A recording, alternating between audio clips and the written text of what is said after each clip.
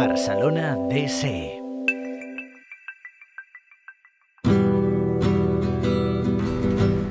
Pel·lícules, diaris i documentals ens parlen a diari de la catàstrofe humana i natural.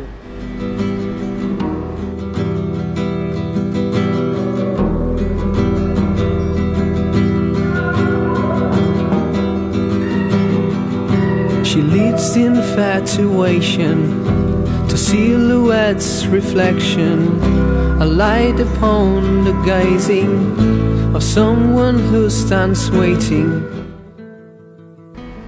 Però per primera vegada i només a Barcelona ens ho diuen en un teatre, Catàstrofe, a la Sala Beckett.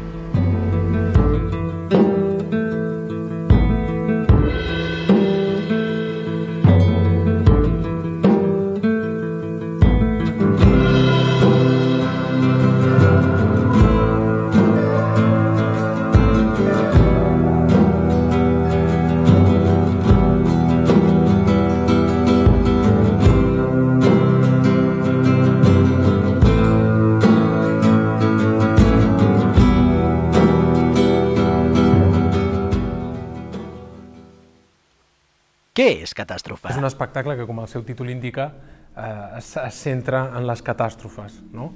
I com ho feu? El que fem en aquest espectacle és presentar com una espècie de metàfora de l'evolució de la civilització humana des dels seus orígens fins a una societat industrial avançada, centrant-nos en les catàstrofes.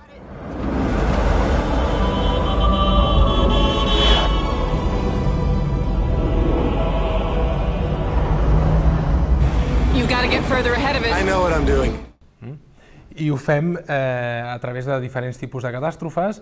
Ens centrem primer en unes catàstrofes de tipus natural, purament naturals, per exemple, quan un volcà entra en erupció i es carrega un bosc, o un pas posterior es carrega un poble habitat per persones.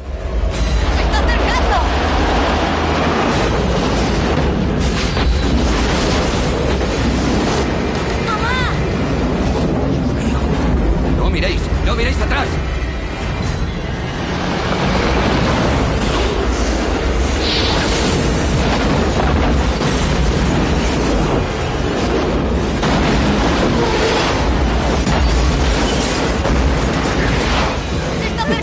Després tenim unes catàstrofes naturals que ja no són tan naturals, sinó que és la natura que l'home ha manipulat i que d'alguna manera es revolta contra l'home, no?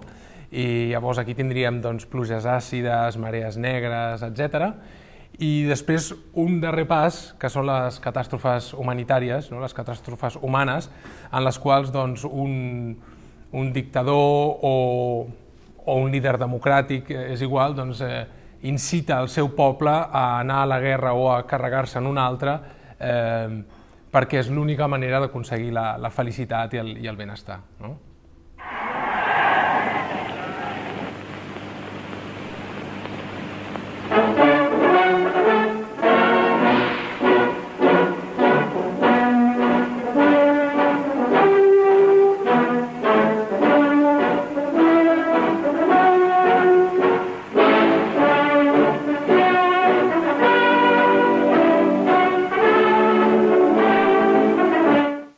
A Catàstrofe partiu de la pregunta: és el mateix Auschwitz que Pompeia? Sí, la pregunta si és el mateix Auschwitz que Pompeia va sorgir en un moment del procés i és una mica el que volíem exemplificar amb totes aquestes maquetes. És evident, nosaltres creiem que és evident que no és el mateix. El que passa és que, portant a l'extrem d'Auschwitz, Hitler, en un dels seus discursos que va fer davant de les masses nazis, es va comparar a ell mateix i el que estaven a punt de fer com una tempesta, com una gran tempesta que havia d'anorrear-ho tot i netejar-ho tot perquè d'allà pogués créixer algú nou centrat en el seu poble. Llavors diguem que ell es va posar en la funció, en el paper, en el lloc de la natura. Llavors aquí ens interessava que algú que es compara amb la natura provoca el desastre que va ser Auschwitz i un desastre netament natural, com va ser l'erupció d'un volcà, que es va carregar un poble sencer. I els protagonistes, qui són? Tota la peça està interpretada per centenars d'ossets de goma, d'aquests de llaminadures.